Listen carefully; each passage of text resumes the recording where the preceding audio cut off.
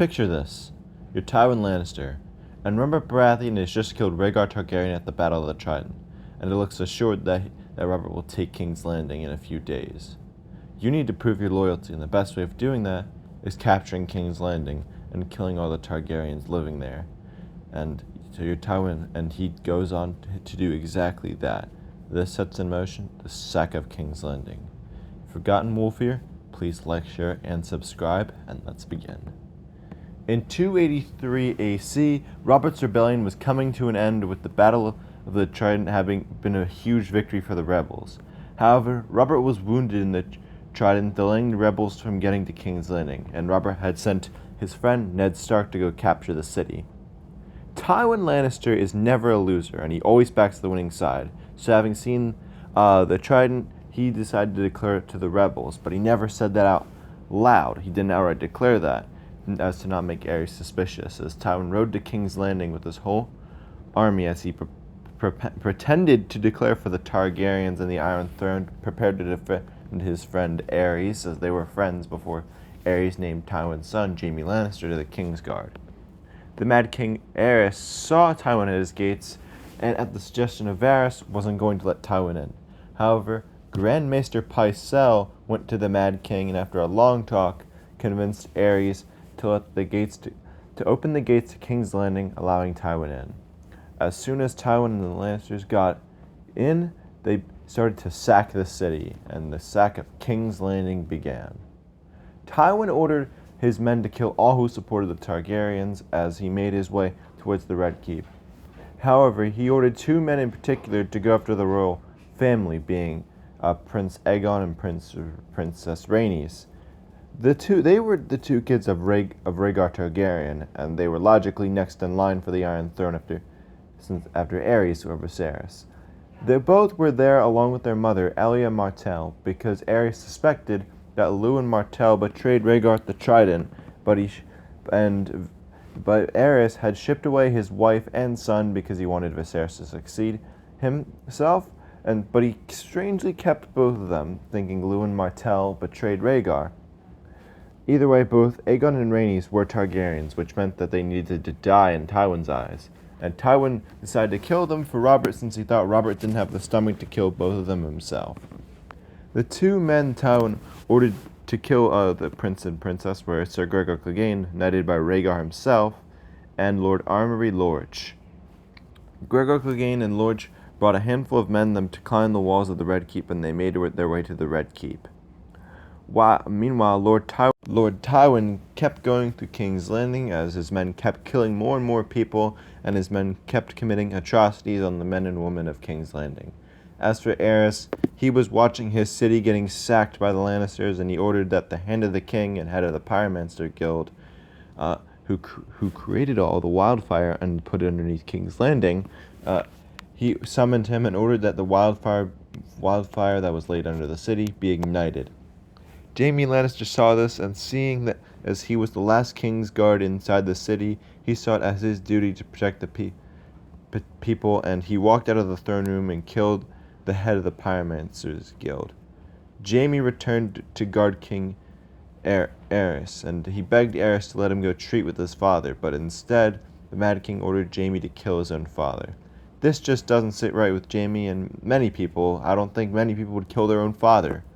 And with that, and nervous that the Mad King would send someone else to ignite the wildfire, he went up to Aerys and killed him.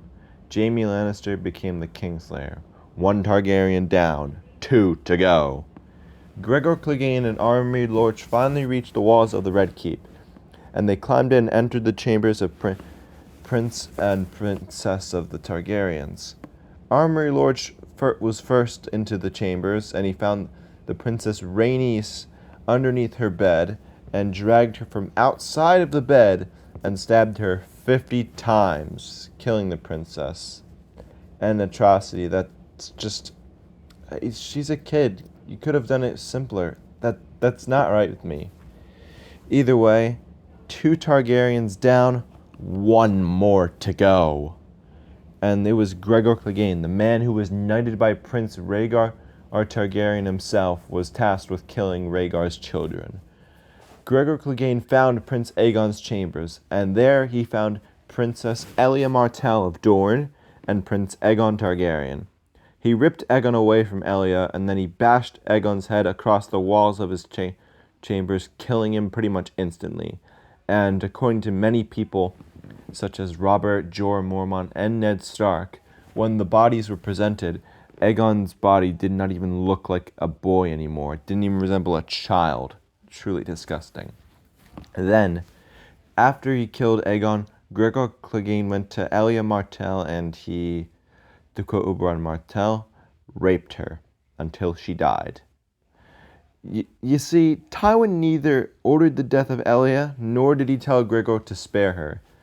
Tywin likely thought that Gregor had some semblance of intelligence, and he thought Gregor knew that Elia was a Martell and by herself could do nothing. However, Gregor Clegane is a fucking idiot that knows nothing. And this action of killing Elia Martell would outrage Dorne.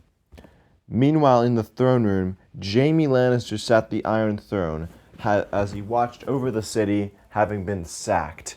All 3 Targaryens were dead, and the men of the Lannisters were starting to pour into the throne room. Now, we don't know if Tywin Lannister actually walked into the throne room. It's entirely possible that he kept going out in the cities, and his men kept sacking more and more of the city. But what we do know is confirmed next. Jaime Lannister sat on the Iron Throne waiting for someone to claim it. And the Lannisters had gotten to the Red Keep, and 2 people actually got there and asked Jaime, do you want to proclaim a new king? Jaime thought about Prince Viserys, Robert, or Tywin Lannister, but he decided not to declare anyone. King's Landing had been sacked, and the streets were red with blood and death. Bodies lay everywhere. And when Ned Stark finally got to King's Landing to capture it for Robert, he found the gates open with the red lion banner over there. He knew the Lannisters were there. Ned Stark and his men such as Jorah Mormont and Jory Cassell, were shocked and disgusted with what they saw as they made their way through the King's Landing, and at its all-time worst. And it, according to many people, was bloody as hell. And this is very likely where Ned Stark's hatred of the Lannisters was born, off these actions committed by the Lannisters in King's Landing. Ned Stark finally got into the throne room, and where he saw King Aerys' corpse and dead body on the floor sitting there in a pool of blood. And when he looked up, Jaime Lannister was sitting on the Iron Throne, having killed the Mad King, and Ned shouted something at him that people will call Jaime forever. Kingslayer! In the aftermath, Robert Baratheon did end up claiming the Iron Throne as expected, and Robert was made king because his grandmother was a Targaryen. While Viserys and Daenerys were in Dragonstone, and they escaped the clutches barely of Westeros and Robert, since all the Targaryens were gone. Ned and Robert would argue and have a falling out whether Jaime Lannister and the Lannisters should be punished for their never-ending crimes in King's Landing, and surprisingly, they weren't punished at all. Part of the reason is Robert hates the Targaryens more than anyone, for Rhaegar kidnapping Lyanna, and he saw no reason to punish the Lannisters for killing the Targaryens since he hates the Targaryens. But the other reason is Jon Arryn was negotiating for Cersei Lannister to marry King Robert after the news of Lyanna Stark's death was sent back to King's Landing. That is all from me. If you like this video, please like, share, and subscribe. At 100k views, I'll do a video on the life of Tywin Lannister, and at 1k likes, I'll do a video on the life of Robert Baratheon. I know I said I was going to do my Winds of Winter predictions part 4, but due to personal issues, I was not able to get that out. But I promise that one is coming next week, Tuesday. It is coming Tuesday the 13th. So look out for that one. But until next time, bye.